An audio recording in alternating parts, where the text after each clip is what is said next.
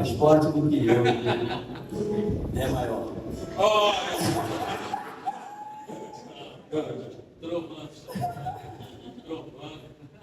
Vamos lá. 1, 2, 3. Parabéns.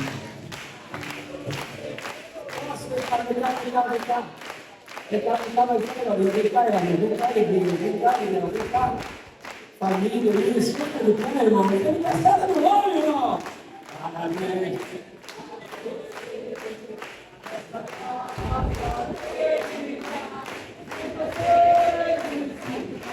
Aleluia!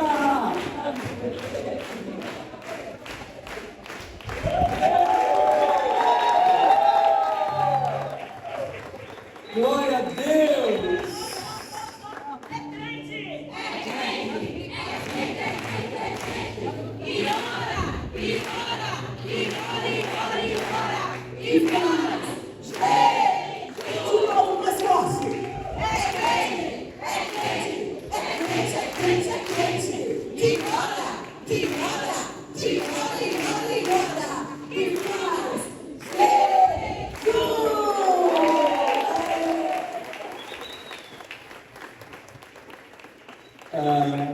A gente tem uma versão lá em Anchieta, mas não pode não, irmão. Aqui não pode não.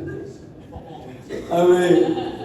Irmãos, eu podia iniciar e compartilhar dessa noite sem honrar o nosso pastor, amém? A nossa cultura, ela entende de maneira muito rasa um momento desse, né? E a gente comemora, come bolo, dá presente e etc. Mas não é só isso, irmãos. É uma mudança de estação. Amém? É uma mudança de estação. É um novo tempo. É uma nova estação que o pastor Carlos está entrando agora. E na condição de pastor do rebanho, tudo que ele viver, tudo que ele receber, tudo que ele aprender da parte de Deus vai afetar diretamente a sua vida. Amém? Amém. O homem de Deus que ele está se tornando nessa nova estação vai afetar diretamente a sua vida. Você que está debaixo da cobertura ministerial dessa casa, vai afetar seu casamento, vai afetar o seu ministério, vai afetar suas finanças, vai afetar tudo que você fizer às suas mãos. Então, orar pela vida do nosso pastor em todo tempo é um dever sacerdotal de cada cristão, mas hoje é um momento muito especial. Amém? É um momento onde o pastor Carlos sai de uma estação e entra em uma outra estação. Ele sai de um ciclo e ele entra em um novo ciclo. Ele sai de um tempo e ele entra em um novo tempo. Repete comigo. Deus trabalha por meio de ciclos. Amém? Nossa vida é cíclica.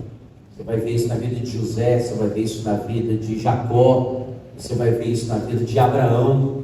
Pessoas que Deus foi fechando o tempo, cara, e abrindo um novo tempo. Foi fechando uma estação e abrindo uma nova estação.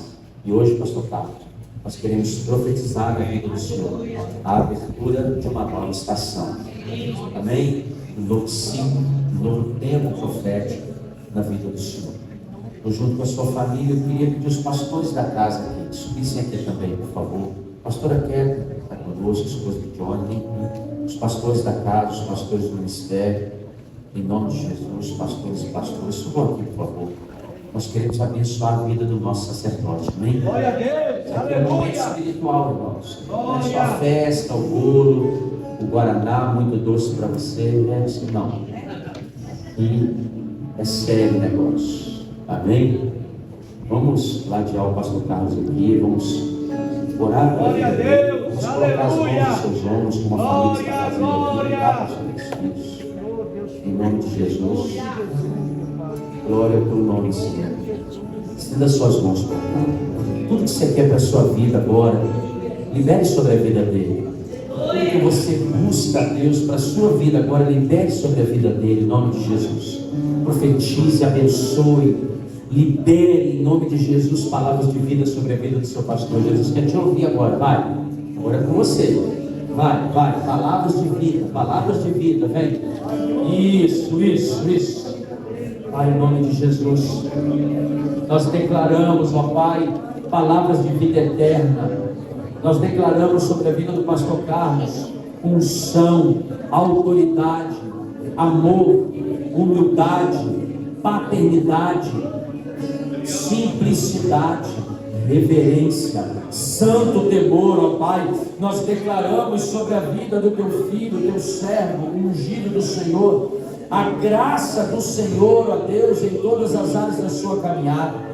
Pai, que não seja só uma festa que deixa hoje com a nossa alma aqui, mas que seja, ó Deus, o início de um novo ciclo, ó Pai, na sua vida como pai, como esposo, como avô, como filho, como servo nessa casa, como pastor sobre esse lugar, ó Pai, sobre cada família, como pastor sobre esse ministério. Pai, que a graça do Senhor envolva a vida do pastor Carlos de uma maneira sobrenatural, e que em verdade, ele esteja entrando numa nova estação profética. Um novo ciclo esteja se abrindo, ó Pai, na sua vida. Pai, nós não vemos, não enxergamos esse momento só na perspectiva da alma, da festa, mas na perspectiva espiritual. Que o Senhor prospere os caminhos do teu filho, que o Senhor libere sobre ele uma nova unção para um novo tempo. Cada tempo da nossa vida, cada momento da nossa vida, uma unção é derramada. Por isso, Pai, libera sobre a vida do teu filho, libera sobre a vida do teu filho, Pai, em nome de Jesus de Nazaré, e para a tua glória, Senhor. Amém, povo de Deus. Aleluia. Glória a Deus. Parabéns, meu coroa. Aleluia. As fotos são depois do culto, né? Fotos, autógrafos e etc. Que bom, irmãos. Que bom, pode sentar. Obrigado. Obrigado, pastor Carlos. É uma honra, eu quero dizer isso, estar aqui nessa noite junto com vocês. Isso não é conversa de pregador. Isso é uma honra de verdade, poder ministrar. Eu lembro que eu conheci o pastor Carlos no aniversário. Quer falar? Você quer me atrapalhar de novo? Acho que você paga para isso, não pode ser. Tem uma Saveiro branca em frente à garagem. Aí tá pedindo para tirar. Cabine, Saveiro branca em frente à garagem. Alguém aqui? Ah, então tá bom. Não. Olha pra cá, irmão. Não. Olha pra mim. Olha pra mim. Amém. Vai no banheiro. Você quer me atrapalhar mais uma vez hoje? Só essa vez. Irmão, eu conheci o pastor Carlos no aniversário dele. Eu vim pregar a primeira vez aqui no aniversário do pastor Carlos. Isso há 10 anos atrás. Nós nos conhecemos no aniversário. Ele estava fazendo 50? Não. Quantos anos você não ainda?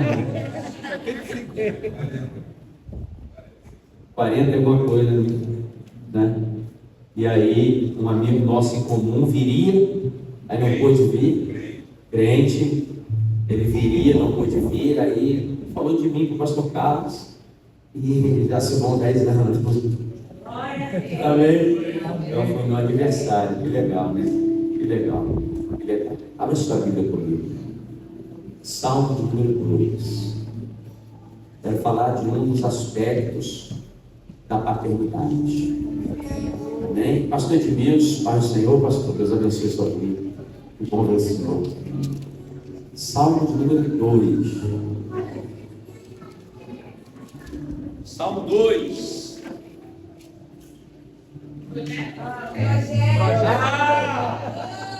Olha na televisão. Salmo 2. Eu queria falar de um dos aspectos da paternidade. Em nome de Jesus. São vários aspectos, a gente falou ontem um pouquinho, a pastora Denise hoje de manhã foi bênção, né? Só falou que foi top demais, né? Eu estava ali servindo o pastor Silvio. Salmo de número 2. Salmo, irmão, não é um livro de capítulo, tá bom? Quando você for se referir ao livro de Salmo, nunca diga Salmo capítulo 2. Salmos não são capítulos, é um livro de músicas. Então, quando você for se referir ao livro de Salmos, Salmos 1, Salmos 2, Salmos 3, amém? Amém. Só para você falar mais bonito. Então, Salmos de número 2, bem, verso 7. Diz assim: proclamarei o decreto do Senhor. Ele me disse: você é meu filho, eu hoje o gerei. Aí ele continua, verso 8: pede-me ou peça-me, e eu lhe darei as nações como herança, e os confins da terra como sua propriedade. Amém? Jesus, obrigado por essa palavra, Senhor. Nós te agradecemos muito por ela e te pedimos, Pai, libera a tua graça mais uma vez sobre nós através dessa palavra. Que o Senhor tenha total liberdade de fluir nesse lugar e de fluir através da tua palavra, Deus. Em nome de Jesus, Pai. Amém, Jesus. Amém, Jesus. Amém. Repete comigo: igreja não é um lugar para ir, é um lugar para pertencer.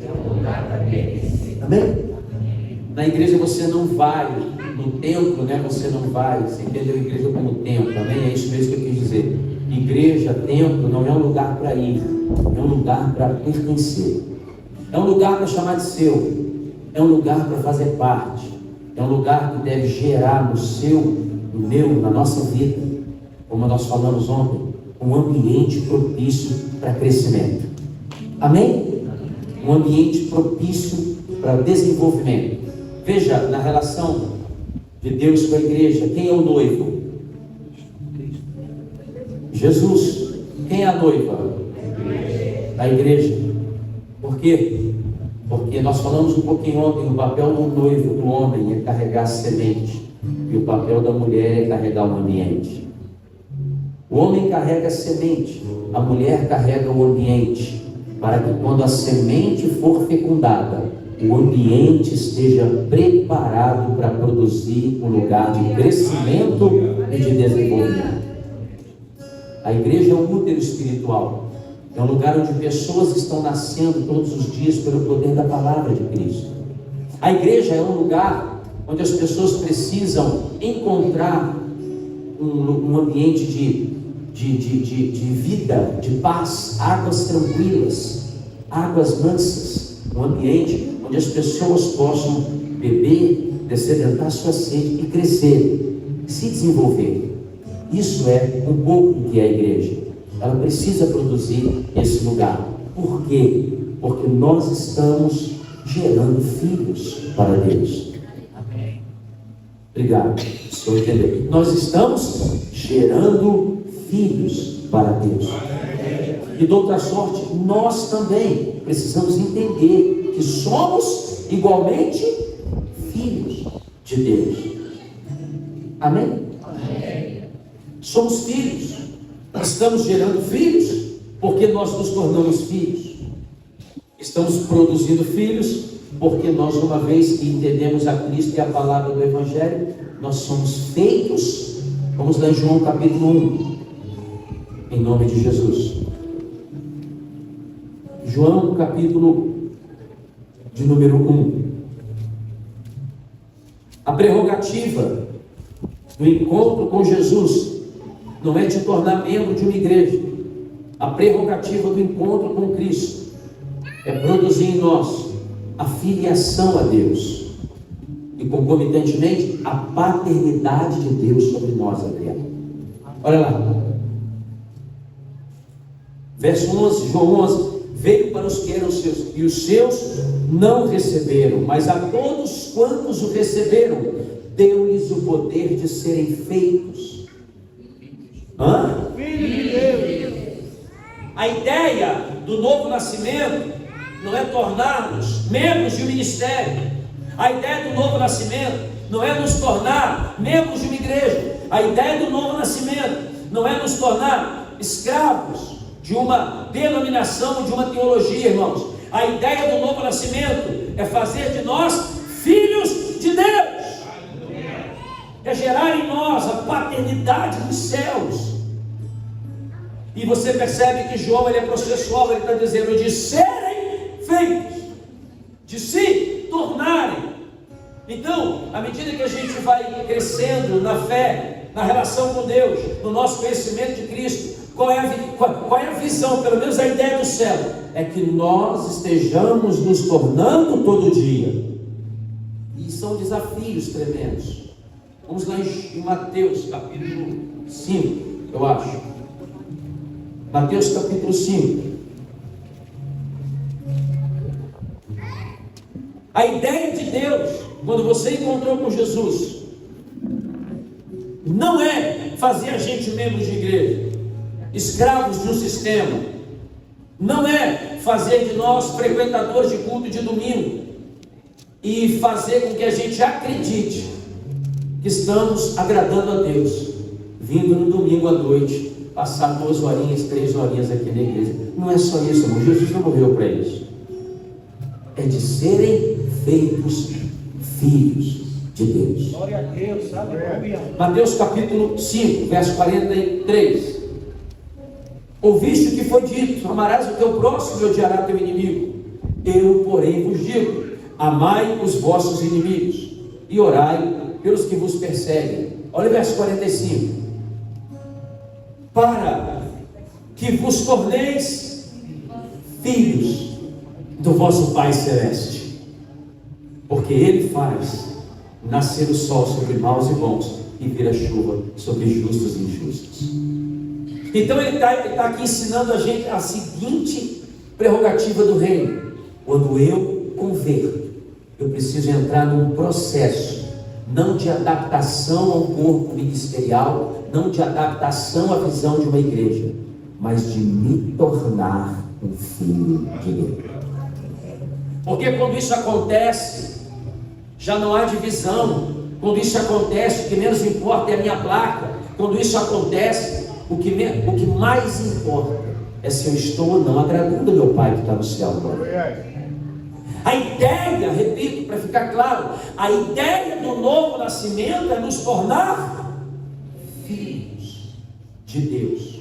Agora pergunta para o teu irmão: por quê? Por que Deus quer te tornar um filho? Por que Deus quer que eu seja filho de Deus?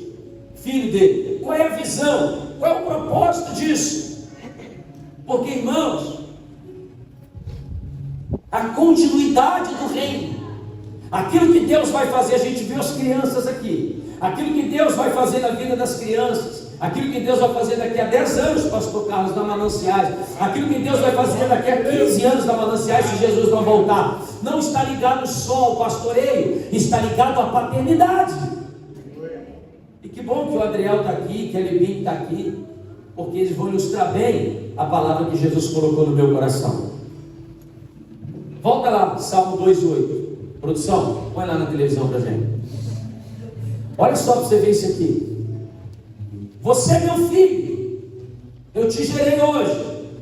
É o que o salmista está falando. Salmo 2:8.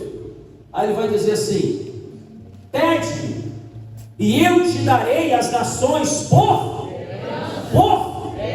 É isso. Por que paternidade é importante? Porque paternidade, anota isso, por favor, cara.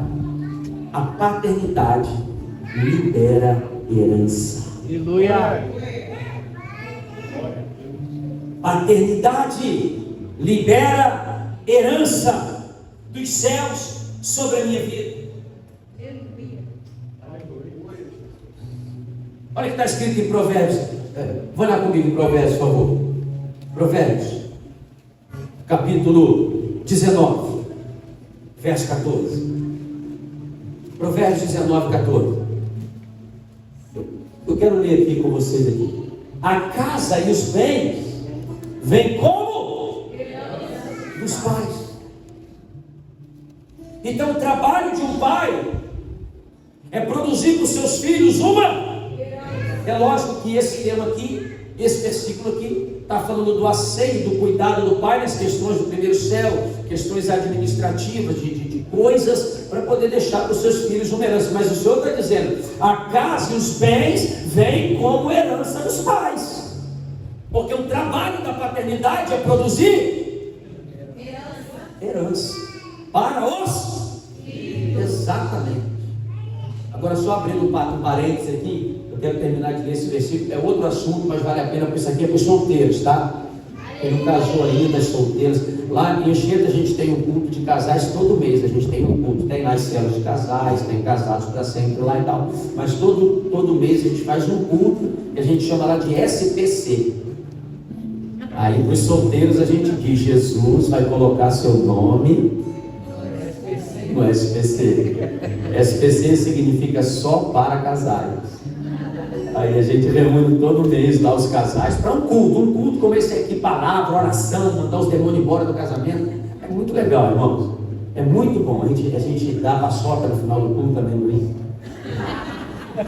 A casa e os bens vêm como herança dos pais, mas do Senhor a esposa prudente. É o Senhor quem prepara um homem e uma mulher de Deus para você se casar. Do Senhor vem, como Salomão está descrevendo, né? É um homem, do Senhor vem a esposa. E olha que diz, ele entende isso, ele tem um bocado de furada. Do Senhor vem a esposa prudente. Deus vai colocar seu nome na SPC. É Deus. Não tenta colocar o seu nome, senão você vai ter problema. Amém? Só para registrar. Mas a palavra está dizendo que a herança é um trabalho dos pais. A herança é um trabalho dos pais. Os pais são responsáveis por produzir para seus filhos a herança. Provérbios 13, verso 22. Olha o que está escrito lá. O homem de bem deixa herança aos filhos de seus filhos, mas a riqueza do pecador é depositada para o justo.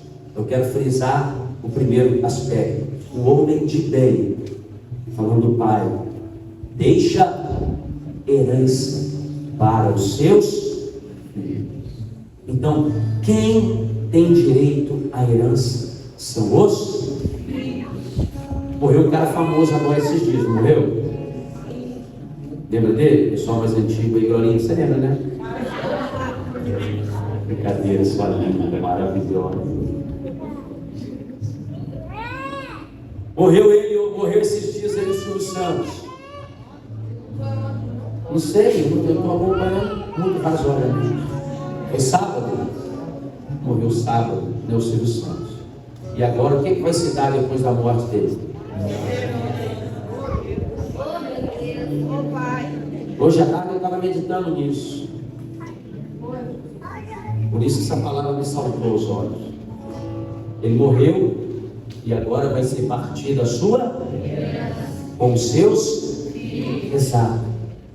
Por maior que seja o relacionamento dele com algum funcionário lá da sua empresa de televisão, por mais gente boa que ele seja, lógico que ele tem autonomia para fazer isso, contudo, a herança pertence aos filhos. Ele pode tirar a herança dos filhos e dar para alguém, mas via de regra, quem tem direito à herança? Os filhos. Anote aí, se você estiver anotando, você vai receber algumas heranças da parte do seu pai. E todos nós aqui recebemos. Agora eu quero sair do aspecto financeiro, natural, para falar um pouco disso, rapidamente. Eu quero focar em um. Primeira herança, anota aí se você estiver anotando.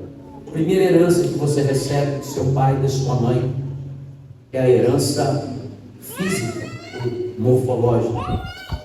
Aparência. A aparência física. Amém? O Adriano, você olha para os pais, tem como. A Libinha, você olha para a Glorinha, não tem como dizer que é filha dela. Por quê? Porque veio dos pais. Então você vai receber a primeira herança, a herança morfológica, física, a aparência. Gostando você ou não, do seu cabelo, da cor de sua pele. Seu cabelo. É maior.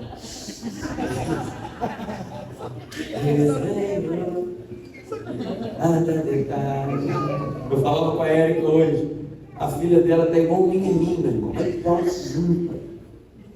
Estava vendo a Sarinha dançar aqui, a Alexandra estava ali para tirar uma foto, nem conseguiu, né? Aí eu fiquei olhando para a Sarinha, olhando para a Alexandra. a Sarinha até na hora de rir, igual a mãe, quase não ri. Cadeira. Por quê? É herança física, morfológica. É a primeira herança que você recebe. E sobre isso você não tem poder. Simplesmente vem. Por causa da questão biológica. Segunda herança que você recebe dos seus pais. Amém?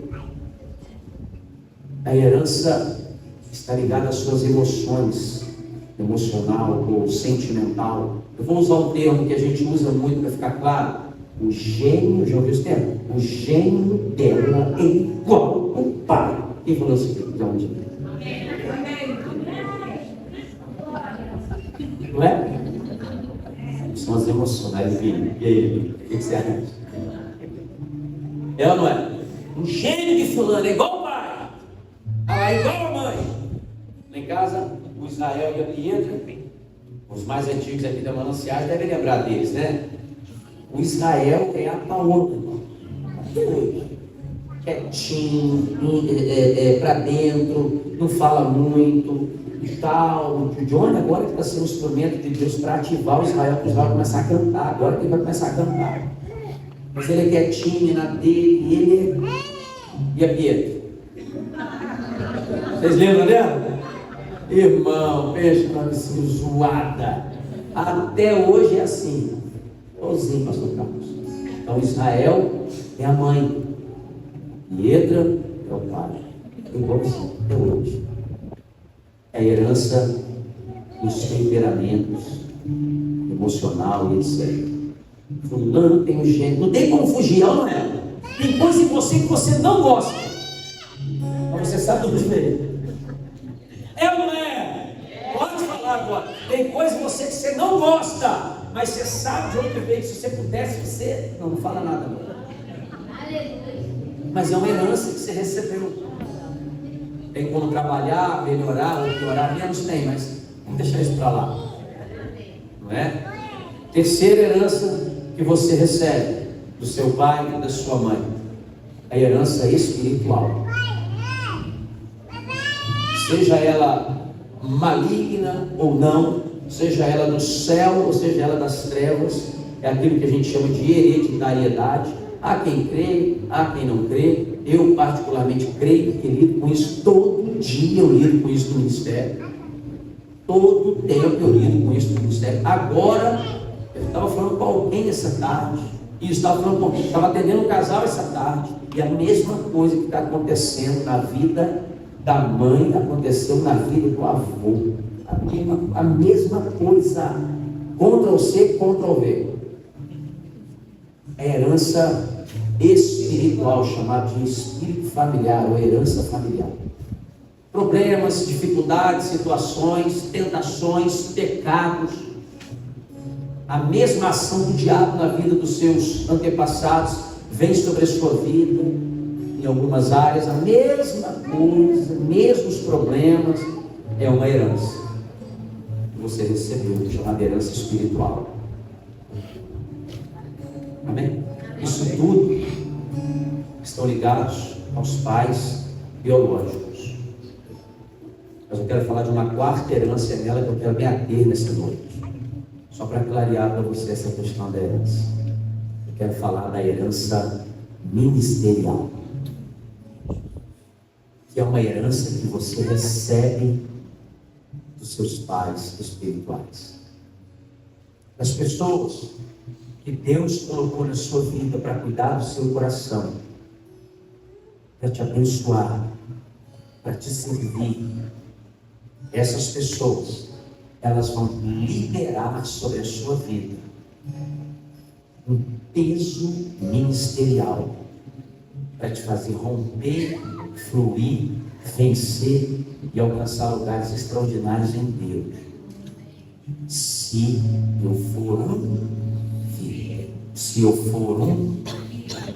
primeiro de Deus e depois reconhecer a paternidade de Deus na minha vida através das pessoas que Deus criou. Então quero falar um pouquinho dessa herança ministerial. Isso é bíblico e profundamente bíblico. Você quer ver uma coisa? Vamos lá em 1 Timóteo, capítulo 2. Nós não vamos nos alongar aqui na relação de Paulo com Timóteo, mas eu quero falar só dessa questão da herança. 1 Timóteo capítulo 2, verso 1 e 2. Repete comigo enquanto você acha. Diga: filho, tem herança. Amém? Filho tem herança. 2 Timóteo, capítulo 2, verso 1. Desculpa. Filho tem herança. Eu não vou me delongar muito. Isso, 2 Timóteo 2:1. Olha Paulo falando para Timóteo. Tu, pois, ele se refere a Timóteo como o quê? Filho. Tu, pois, filho meu, fortifica-te na graça que está em Cristo Jesus. Ele está dizendo para um cara que caminhou com ele, ele está dizendo para essa carta é a última carta que Paulo escreve, é o último texto que Paulo escreve nessa terra. Depois da segunda carta de Timóteo, Paulo morre. Então pensa comigo numa coisa: você vai partir dessa terra, você tem um diagnóstico de pouco tempo de vida. O que você vai fazer? Você vai procurar pessoas importantes para compartilhar coisas importantes. Você vai procurar pessoas pontuais e importantes para falar coisas pontuais igualmente importantes. E é isso que Paulo está fazendo na segunda carta. Ele escolhe Timóteo para liderar, para compartilhar com ele coisas importantes, porque era a última pessoa com quem ele estava se relacionando nessa terra antes de partir. E ele diz o seguinte, volta lá no, por favor: o que tu, pois, filho meu, fortifica-te na graça que está em Jesus Cristo. Fica firme, Timóteo. Foi o conselho do velho apóstolo antes de partir.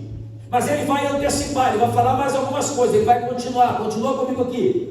E o que de minha parte ouviste, o que você recebeu de mim, através de muitas testemunhas, ou seja, muita gente ao longo da nossa caminhada viu a nossa relação.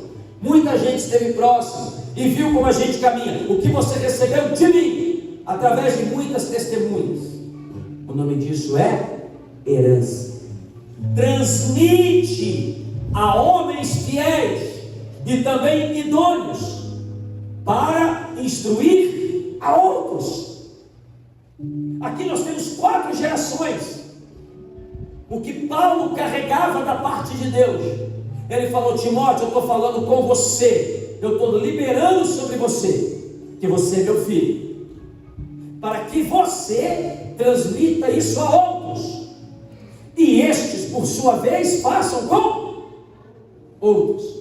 Nós temos 4 gerações aqui de filhos ministeriais, de pessoas que estavam recebendo aquilo que Paulo carregava para liderar, para dar continuidade ao ministério que Deus confiou ao apóstolo Paulo. Voltando aqui para o cara que morreu. Não sei se você conhece alguma história, falando sério agora, sem brincadeira, de grandes empresários, pastor Carlos, que não tiveram bons filhos, ou uma boa paternidade sobre eles, construíram verdadeiros impérios, e quando partiram, os seus impérios se dissolveram. Conhece alguém assim, dona Glória? Conhece alguma história assim? Homens virtuosos que construíram verdadeiros impérios, e quando morreram, eles não tinham filhos. Quando eu digo não tinha, porque não é porque não tinha, porque não geraram em seu coração filhos para dar continuidade àquilo que eles construíram, e grandes impérios se dissolveram. Por exemplo, lá no nosso estado tem um que está aí, vai, não vai, você deve conhecer, você deve ter visto ônibus deles por aí, é Itapemirim.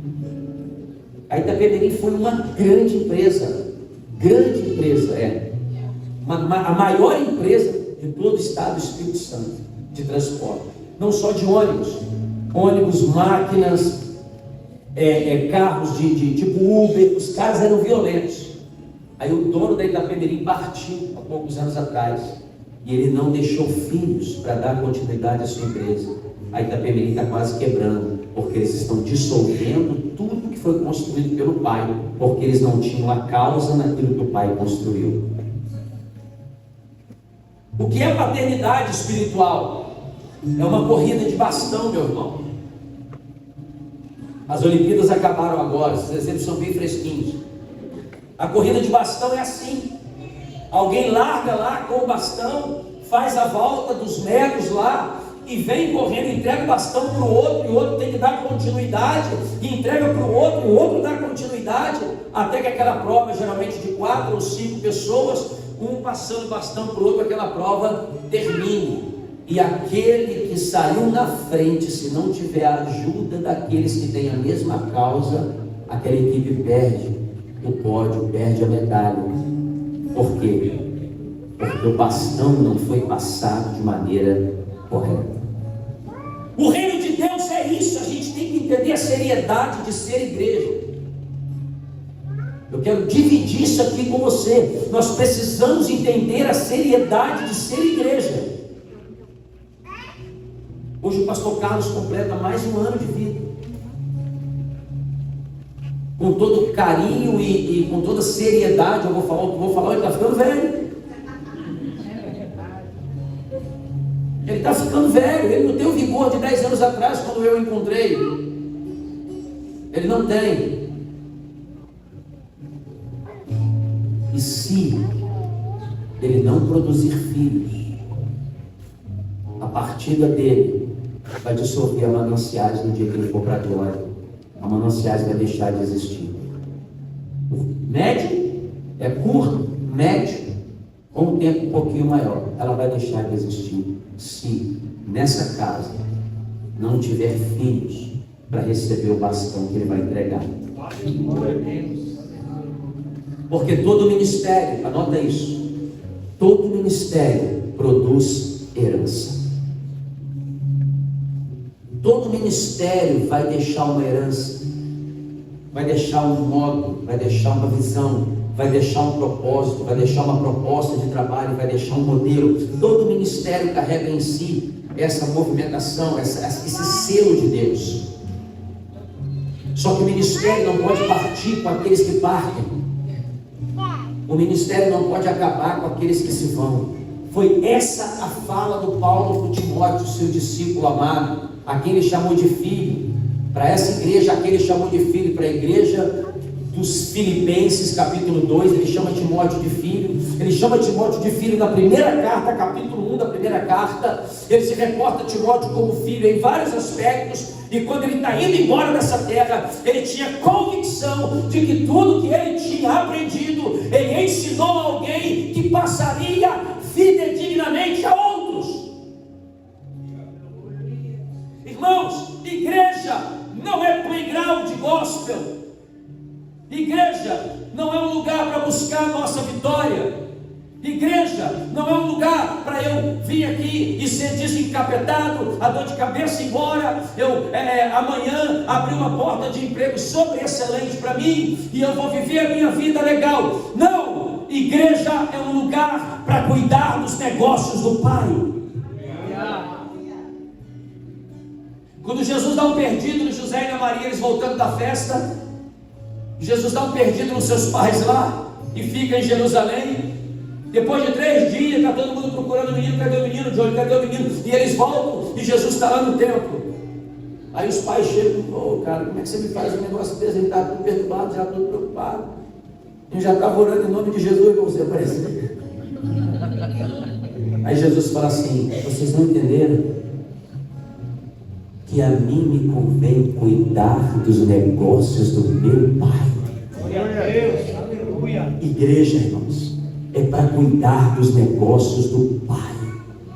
Não é um lugar para você se sentir melhor. Uma vez que a gente foi liberto, uma vez que a gente foi salvo, Apocalipse capítulo 1, põe na televisão aí pra gente, versículo 5. Apocalipse 1:5. Eu não vou demorar não, tá, irmãos? Outra vez o pastor Carlos falou que eu demorei muito. E da parte de Jesus Cristo, a fiel testemunha, o primogênito dos mortos e o soberano dos reis da terra, aquele que nos ama e pelo seu sangue nos libertou dos nossos pecados. O que Jesus fez? Nos Amém? Ele nos salvou, nos libertou, tirou o demônio da gente, o Satanás, o cabeça rachada, o gurubum, o pé redondo, sabe lá como é que você chama ele? O diabo saiu da sua vida. Tem gente que nem tem certeza, assim, fica assim, será que eu falo amém? O diabo foi embora. Amém? Glória a Deus. O Satanás saiu daí, irmão. Então essa é a primeira obra de Cristo, me libertar. Qual é a segunda obra de Cristo? Vira a página aí, verso 6. E nos constituiu reino e sacerdotes para o seu Deus e a Ele a glória e o domínio pelos séculos dos séculos. Amém. Toda pessoa que foi liberta precisa se tornar um sacerdote do Senhor. Toda pessoa que foi liberta, ela precisa entrar num ambiente de responsabilidade. Toda pessoa que foi liberta, ela precisa entrar num ambiente de continuidade da obra de Cristo na cruz. Toda pessoa que foi liberta, meu irmão, pensa no que Jesus fez por você, pensa na obra da cruz, pensa na libertação, meu irmão, pensa você que converteu há 5, a 10, a 15 anos atrás, essa hora onde você não está, nem pensa não. Meu irmão, hoje você não vale nada, mas antigamente você valia menos do que você vale hoje. Olha a obra que Jesus fez, meu irmão. Olha só, você está até cheiroso, maluco. Tomou até banho hoje. Ei, é ou não é? Você é outra pessoa, meu irmão. Jesus mudou sua vida, te libertou, te salvou. Mas ele não fez isso para você vir aqui, sentar nessa cadeirinha bonita, ir embora para casa, falando bem ou mal do culto, falando bem ou mal do louvor, falando bem ou mal da mensagem, falando bem ou mal do pastor. Não, Ele te salvou para eu e você me tornar sacerdotes do Senhor. Deus me salvou para me dar responsabilidades.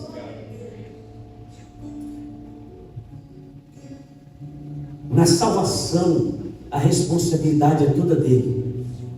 Ele veio, ele morreu, ele sofreu, ele ressuscitou, foi lá no inferno, pegou a chave da morte, falou, pregou para os espíritos em prisão, ele pisou na cabeça do Satanás, ele fez tudo isso. Na salvação, a responsabilidade é dele, mas no sacerdócio, a responsabilidade é minha. Eu preciso entrar num ambiente de responsabilidade, porque paternidade envolve responsabilidade, sim ou não? Sim. Amém? Amém. Paternidade envolve responsabilidade do pai e do filho. É uma responsabilidade mútua. E nesse cenário de responsabilidade, o pai produz herança e o filho dá continuidade na herança que ele recebe. Porque senão a empresa fecha, senão a Itapemirim quebra, senão o SBT daqui a pouco é vendido para um outro grupo, se não houver responsabilidade dos filhos para gerir a herança liberada pelo pai. Quem está entendendo o que eu estou falando? O pastor Carlos recebeu uma herança sacerdotal, ministerial. E ele precisa entregar isso aos seus filhos, porque ele vai embora dessa terra um dia. Que isso?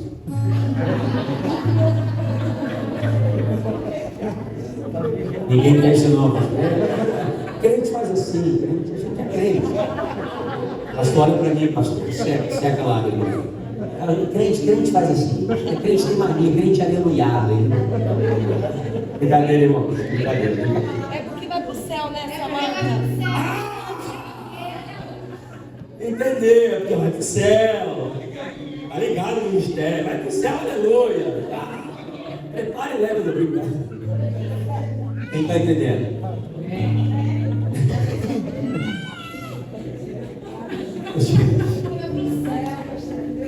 Gente, eu quero pregar a palavra de Deus. Amém? Precisa haver responsabilidade para fazer a manutenção da herança do ministério. Vamos lá em Gênesis capítulo 38. Gênesis capítulo 38. Eu quero dar um exemplo para você de irresponsabilidade com a herança, de irresponsabilidade com o reino, de irresponsabilidade com princípios.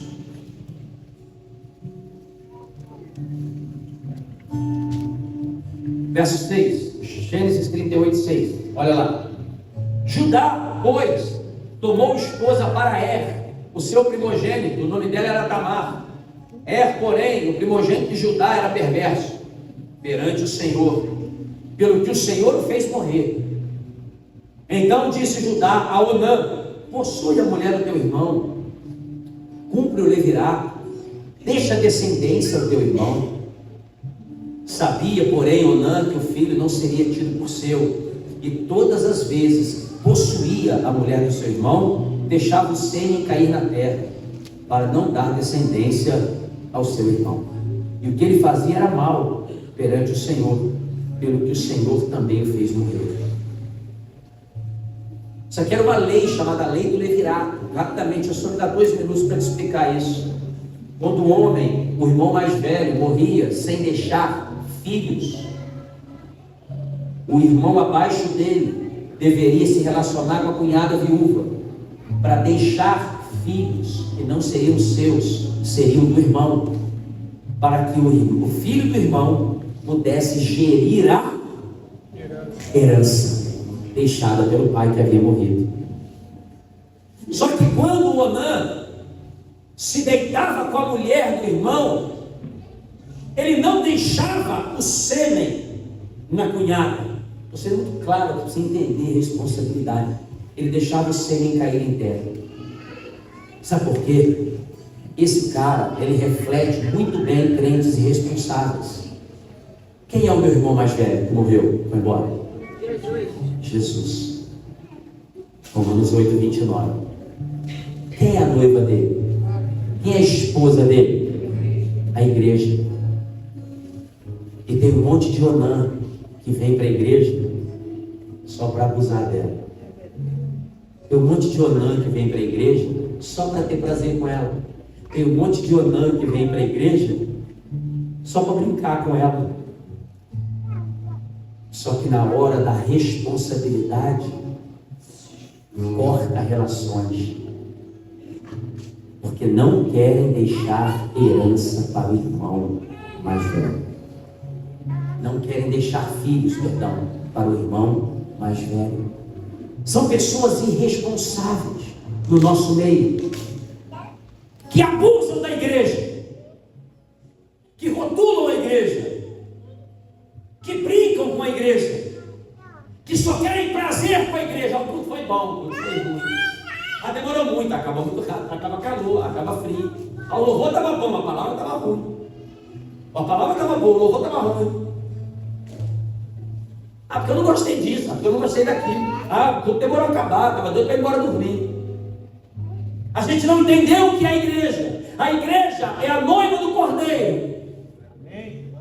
Eu preciso me relacionar com a igreja para deixar filhos para o meu irmão que morreu, para deixar filhos para o meu irmão que partiu. Eu preciso saber que lugar é esse, porque o pai aqui, a figura de Judá, ele está preparando o ambiente para que os filhos cresçam, para deixar uma herança para os filhos. Mas filhos irresponsáveis só querem ter prazer, não querem ter responsabilidade.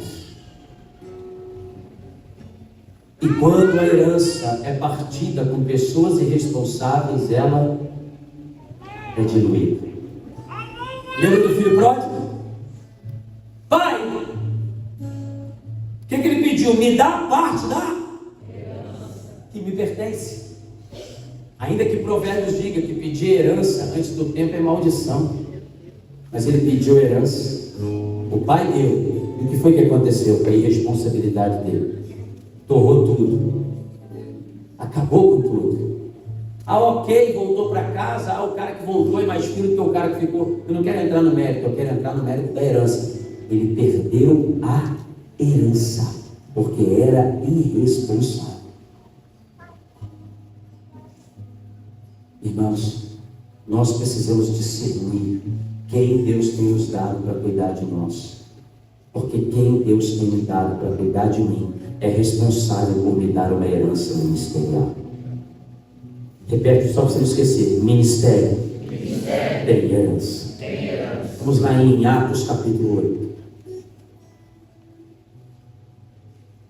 Atos capítulo 8. Olha esse texto aqui. Esse texto aqui é muito legal, verso 10. Verso 9, para a gente contextualizar rapidinho.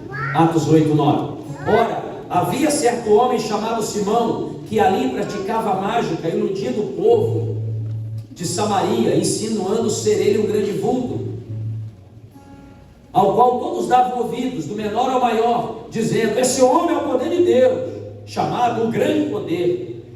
Aderiam a ele porque havia muito ele os iludira com mágica. Olha o verso 12, ó. Quando, porém, deram crédito a Filipe, que os evangelizava a respeito do reino de Deus e do nome de Jesus Cristo, iam sendo batizados, assim homens como mulheres. Agora olha o verso 13, que legal. O próprio Simão abraçou a fé, e tendo sido batizado, acompanhava Filipe de perto. Ou seja, Filipe pregou para o cara aceitou Jesus, o cara foi batizado, o cara acompanhava Filipe de perto, o cara acompanhava Filipe de junto. O cara virou discípulo de Filipe, sim ou não? O cara estava acompanhando Filipe de perto. O cara estava junto com Filipe o tempo todo, observando e extasiado os sinais e grandes milagres que Filipe fazia. O cara estava observando o que Filipe fazia e ficou de boca aberta, falou: meu Deus, isso aqui é muito forte, isso aqui é tremendo, isso aqui é poderoso. Agora olha a continuidade da nossa história. Ouvindo os apóstolos que estavam em Jerusalém, que Samaria recebeu a palavra de Deus, enviaram Pedro e João. Vai, continua comigo. Os quais desceram para lá, oraram por eles, para que recebessem o Espírito Santo. Agora, meu irmão, o trio elétrico ficou completo. Filipe, Pedro e João. Filipe pregava, o povo aceitava, ele batizava o povo. João e Pedro vinha, impunha a mão e o Espírito descia. O pau cantando lá em Samaria. Olha que legal. Olha que trio elétrico do céu. Verso 16. Porquanto não havia ainda descido sobre nenhum deles, mas somente haviam sido batizados em nome do Senhor Jesus. Continua. Então eles impunham as mãos e recebiam eles o Espírito Santo. Olha que top, irmãos. Olha que avivamento, olha que poder. O Espírito Santo descendo, a gente recebendo Jesus e o pau quarando. Olha o Simão, mano. Olha a ideia do Simão. Vendo, porém, Simão, que pelo fato de imporem as mãos os apóstolos era concedido o Espírito Santo, ofereceu-lhes dinheiro, propondo: concedei-me também a mim esse poder, para que aqueles sobre quem eu impuser as mãos recebam o Espírito Santo. Espera aí, produção. Olha isso aqui. Filipe, Simão caminhava com Filipe, Simão via Filipe de perto, Simão participou de grande parte desse mover, mas o coração de Simão não era de filho, era de interesseiro. O coração de Simão foi reprovado. O coração de Simão não era de dar continuidade à obra, de pegar o bastão de Filipe e dar continuidade. Não, ele queria sobrepujar. Ele queria aparecer. Ele queria ser o que ele era antes de receber Jesus, um grande vulto. Agora olha o que Filipe diz aí, e é aqui que eu quero chegar com você. Verso 19. Pedro, porém, era Pedro, lhe respondeu: o teu dinheiro seja contigo para a perdição, pois julgaste adquirir por meio dele o dom de Deus. O teu dinheiro seja maldito na sua vida, porque você quis comprar o dom de Deus. Olha o seguinte, vai, não tem parte nem sorte nesse ministério, porque o teu não é reto diante de Deus. A palavra sorte aqui tem algumas traduções, talvez na sua como a minha está escrito, herança. Não tens parte nem herança nesse ministério, porque o teu coração está errado. Quero te dar uma palavra, irmão. Filipe carregava um peso no seu ministério. Filipe carregava uma glória no seu ministério. Pedro, João, igualmente, carregavam uma unção. E esse homem poderia ser um dos quais o Senhor usaria com grande poder e glória, recebendo a herança ministerial de Pedro, recebendo a herança ministerial de Filipe ou de João, mas ele quis comprar porque o coração dele não era certo diante de Deus. Irmão, tem muita gente com muito dom, mas pouco coração. Quem habitará no monte do Senhor? Quem subirá no seu santo monte? Aquele que é limpo de mão e puro. Esse receberá do Senhor a bênção. Aleluia. Glória a Deus. Então o cara andava perto, o cara queria estar junto, o cara estava extasiado, como o cara aceitou Jesus, cara. O cara era crente da igreja evangélica apostólica de Samaria. O cara era crente, Glorinha, mas o coração era impuro e ele perdeu a herança do ministério apostólico, porque o coração não era correto. Todo ministério produz herança. Toda casa de paternidade, toda casa que tem pai, é uma casa de herança. Mas eu preciso ser filho, para que a herança que Deus derramou sobre essa casa, sobre esse homem, toque a minha vida. Eu preciso ser filho, porque o dia que ele foi, sem glória a Deus agora, por favor, o dia que ele foi embora dessa terra, a herança venha sobre você. E você sabe o que acontece com a herança na vida de um filho correto? Ela é multiplicada. Filhos alinhados multiplicam a herança. Filhos desalinhados perdem a herança. O reino dos céus é semelhante a um homem que foi embora e entregou a um 5 talentos, a outro 2 e a outro 1. Lembra disso? 5 talentos, 2 talentos e 1 talento. E quando ele voltou, você conhece o resto da história. A irresponsabilidade, o medo, a insegurança não podem fazer parte da vida de um filho de Deus, da vida de um filho ministerial. O apelo às coisas terrenas não podem tomar o nosso coração, irmãos. O apelo às coisas materiais não podem tomar o nosso coração. E por favor, entenda, você que me conhece há mais de 10 anos aqui nessa casa, sabe que eu falo isso com muita humildade. Eu tenho propriedade, irmão, para falar do que eu estou falando com você agora. Porque recentemente, a gente passou por algo muito forte nesse sentido relacionado a coisas materiais. O apelo às coisas materiais não podem roubar do teu coração a paternidade, porque senão você deixa de ser filho e perde a herança do ministério que Deus confiou ao pai dessa casa, que Deus confiou a esse ministério. Todo ministério tem uma herança, irmãos. As pessoas mudam de igreja, vai daqui para lá, de lá para cá, porque pensa que igreja é isso aqui, irmão, e é culto. Igreja não é culto, irmão. Cada igreja carrega um DNA, cada igreja carrega uma identidade, cada igreja carrega uma autoridade. E se eu me coloco submisso, se eu me coloco debaixo da paternidade da casa onde eu estou alinhado, a unção ela vem na cabeça, na barba, na gola e nas vestes. Eu posso ouvir um amém? Moisés, fala a Arão, pega os filhos dele e leva para o monte, porque eu não unjo só homens, eu unjo filhos. Você vai ungir Arão e seus filhos ao santo ministério sacerdotal.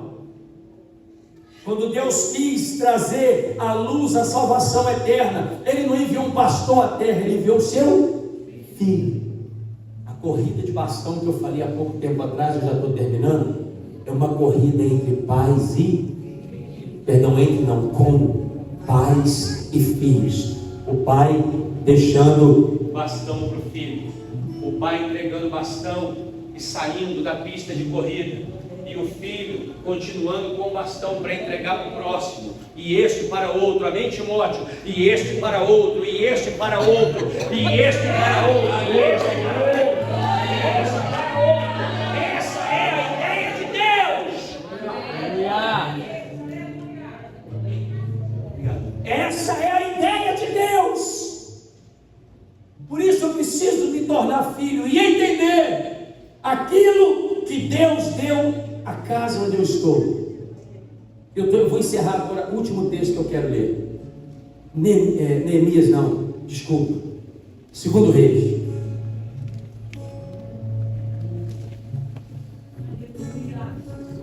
Irmãos, isso aqui é muito lindo, irmãos. Isso aqui é muito forte. Quem está entendendo o que a gente está lendo? Provérbios 17, verso 2, enquanto a gente acha 2 Reis. Diz assim, olha o que diz Provérbios 17, verso 2.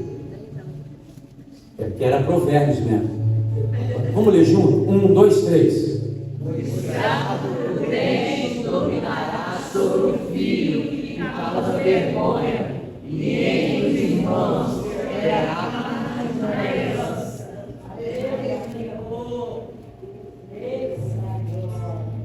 Como diria o Valdomiro, não é esse não, outro. É forte o Brasil. O que esse texto está dizendo?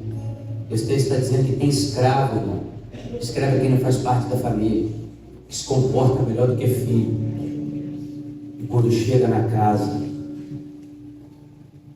se apropria devidamente da herança do filho que causa vergonha.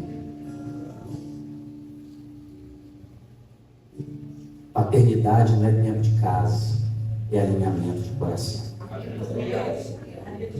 Filiação não tem a ver com tempo de casa, igreja não é plano de carreira, né? Filiação tem a ver com alinhamento de coração.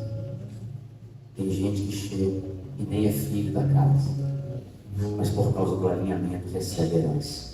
Os filhos deixaram embora. Quem está entendendo o que eu estou falando? Agora vamos lá em 2 Reis. E eu termino agora. Quando você acha comigo, fala assim: ministério produz herança. Amém? Ministério produz herança. 2 Reis, capítulo 5. Você conhece o texto?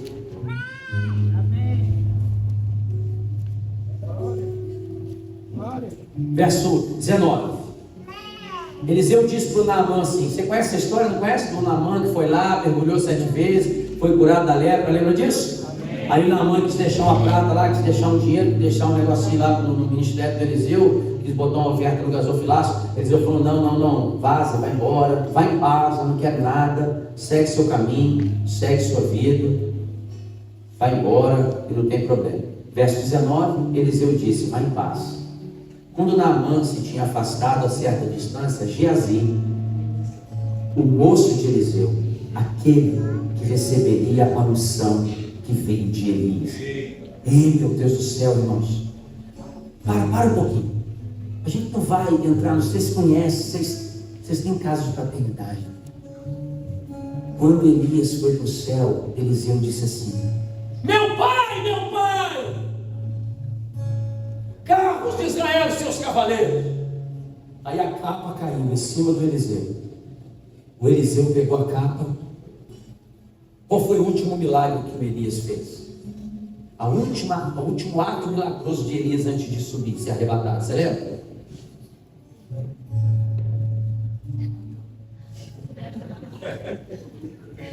Isso mesmo. Isso, eu estou te falando. O último ato milagroso de Elias abriu o Jordão. Ele deixou a capa em cima do Eliseu. Eliseu pegou a capa, botou nas costas e deixou voltar para trás. Ele deu de cara com o Jordão. Qual foi o primeiro ato milagroso do ministério de Eliseu? Abriu o Jordão. Por quê? Porque os filhos alinhados, eles não vão começar de onde os pais começaram, eles vão começar de onde os pais pararam. Eles vão dar sequência com muito mais unção, irmão. Aquilo que Deus entregou aos pais. Então, quando eu for, agora eu vou falar de mim, pessoas vão ficar zangadas. Quando eu for embora dessa terra, não fala amém. Eu tenho muita obra para fazer. Mas foi pra aula. Eu lembro daqueles frango assado embaixo da árvore lá que a gente comia. Quando eu for embora dessa terra e a casa da paternidade ficar com o Johnny, Catherine, Aleluia! e lá tiver 1000 pessoas, eles não vão começar como eu comecei lá atrás com 15, eles vão começar com 1000. Eles vão deixar 2.000, 3.000, 5.000, 10.000. Porque essa é a ideia. Quando o filho tem alinhamento, ele vai receber a herança do pai. Só que essa herança vai ser potencializada na vida do filho. Estuda sobre a vida de Eliseu. Elias teve 7 milagres no ministério. Eliseu teve 14. 7 atos milagrosos Eliseu fez. Elias 14. Perdão, o contrário. Eliseu 14. Olha que tremendo. Aí Eliseu pega o Geazi, bota embaixo do braço e vai levar esse cara com ele. Aí quando Naamã chega, acontece a cura, acontece o milagre, Naamã quer deixar o dinheiro, o Eliseu não quer, aí o Geazi vai atrás do Naamã, e eu estou terminando. Ele fala o seguinte, olha só isso aqui que tremendo. Geazi, o moço de Eliseu, homem de Deus, disse consigo: eis que meu senhor impediu esse Sírio Naamã, que da sua mão lhe desse alguma coisa do que trazia, porém tão certo como vive o Senhor, ainda bota Deus no negócio, na mazela dele, eu hei de correr atrás dele, e receberei dele alguma coisa. Eliseu não quis, mas eu quero. Gente, desalinhado é assim, irmão. O pai fala não, ele fala sim. O pai fala, isso não é para você, mas eu quero. Olha o problema aqui de um desalinhamento. Olha aqui, ó. Volta, deixa lá, velho. Volta. O moço de Eliseu, o homem de Deus, falou com quem? Falou com quem? Esse aqui, o desalinhamento começa aqui. Quando eu começo a ter ideias pessoais e próprias, sem abrir meu coração com a minha paternidade. Ele disse consigo, eu vou atrás desse cara. Vai, para a gente dar tempo e encerrar. Verso 21. Então foi Geazi ao alcance de Naamã. Naamã, vendo que ele corria atrás dele, parou o carro, a encontrar e perguntou: vai tudo bem? Vai, continua. E ele respondeu: tudo vai bem, meu senhor. Tudo vai bem, né? Meu senhor me mandou dizer. Mandou? Mandou? Meu senhor mandou dizer: eis que agora mesmo vieram a mim 2 jovens, dentre de mentirosos, dentre os discípulos dos profetas da região de Efraim. Dá-lhe, pois, um talento de prata, 2 vestes festivais. Dá para ele uma prata. O cara falou mentira 2 vezes. Primeiro que meu senhor disse, não disse nada. Depois que veio 2 jovens, ele estava pedindo dinheiro para os outros. Mentiroso. Vai, continua, por favor. Disse Naamã: você serviu de tomar 2 talentos, estou com ele, e amarrou 2 talentos de prata em 2 sacos, e 2 vestes festivais, pôs sobre 2 dos moços, os quais os levaram diante dele. Agora o pau vai quebrar, vai. Tendo ele chegado ao outeiro, tomou das suas mãos, depositou na casa, despediu aqueles homens, e eles se foram, usou a vida dos outros para ganhar dinheiro.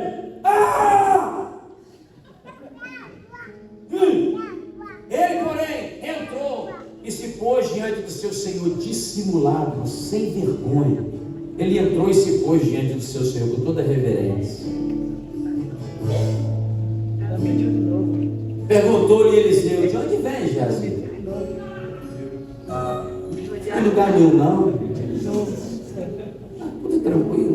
boa. Você foi aonde? Não, estava ali. Jogando o jogo do tigrinho.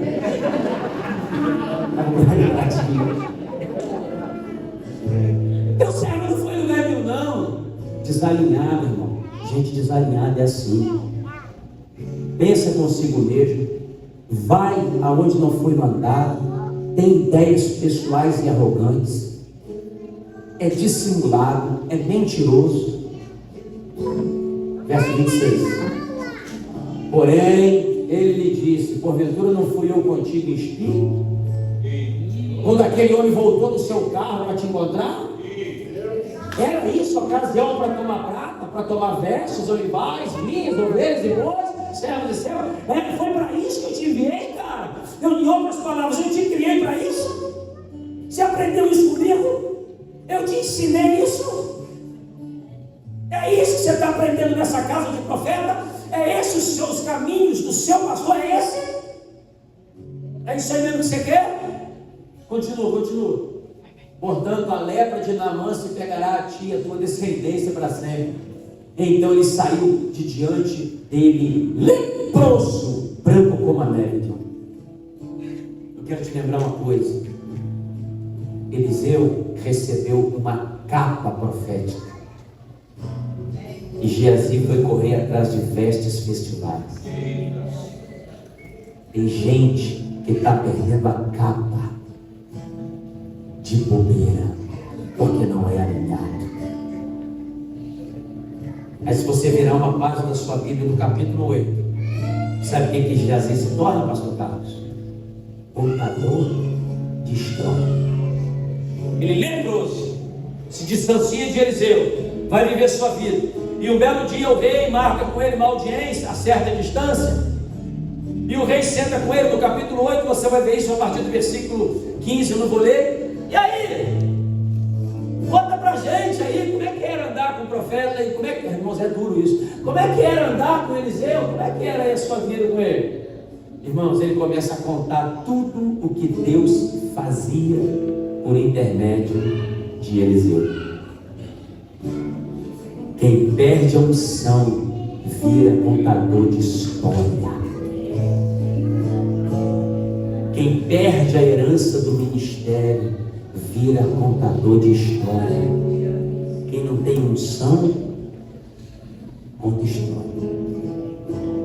Quem está entendendo o que eu estou falando? Amém. Ele virou contador de história. Eu não vou ler por causa do tempo. E aí, irmãos, acontece uma das piores tragédias da Bíblia. Elias tinha uma unção poderosa. Eliseu recebeu uma unção dobrada, sim ou não? Sim. O que Geazi não receberia? Nem mexe. É isso aí que você pensou. Ia ser o cara, pastor. Ia ser o cara. Geazi ia ser o cara. Mas perdeu herança de bobeira, que cresceu o olho do divino. Geazi some das escrituras, nunca mais se ouve falar dele. Eliseu nunca mais discipula ninguém. Não teve mais ninguém perto, porque ficou frustrado. Não teve mais ninguém perto para derramar unção. E eu termino agora. Ele morre, é colocado no cemitério. E uma grande guerra se estabelece. E um homem cai morto. Um soldado é morto e eles vão enterrar o cara ao lado da cova do Eliseu. Encosta o morto nos ossos de Eliseu. E o cara ressuscita. Não dá glória não, dá glória não, dá glória não. Dá glória não, dá glória não. Dá glória não. A gente dá glória, né? Porque a gente é pentecostal, a gente gosta desses negócios meio fortes, assim, meio cinematográfico, né? E se a gente fosse do manto, a gente estava aqui dizendo, porque até os ossos do homem de Deus tem poder.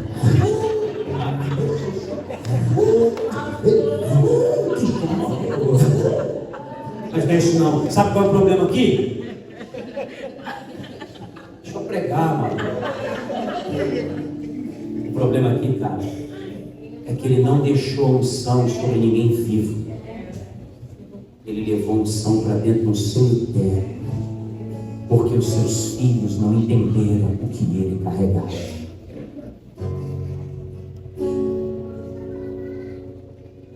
Os filhos não entenderam o que aquele homem carregava.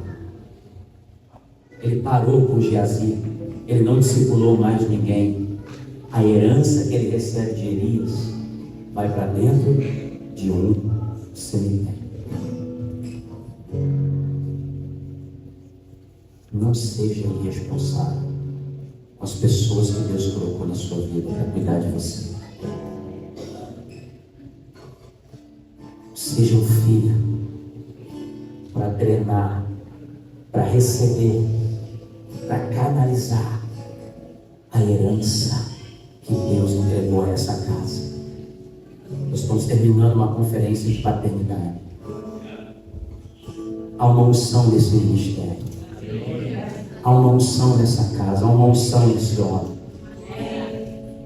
Eu não falo isso aqui para pregar aqui, irmãos. Eu falo isso aqui porque reconheço. Há uma unção, há uma graça. Agora, não seja irresponsável de conviver num ambiente de unção e não receber aquilo na sua vida. Não desfrutar, não prosperar, não seja louco e irresponsável. Porque um dia você pode ser chamado de Onã. Veio para cá só para ter prazer. Veio para cá só para prazerar com a noiva do irmão. E não recebeu nada, não gerou nada, não reproduziu nada. Não seja irresponsável. Pega a herança ministerial dessa casa. Pega a herança ministerial de onde você congrega. Seja alinhado aos pais que Deus te deu. Seja alinhado a homens de unção. Seja alinhados aos seus cuidadores. Seja alinhado. Quando eu digo alinhado, estou falando de obediência cega, burra e surda. Não, eu estou falando de alinhamento.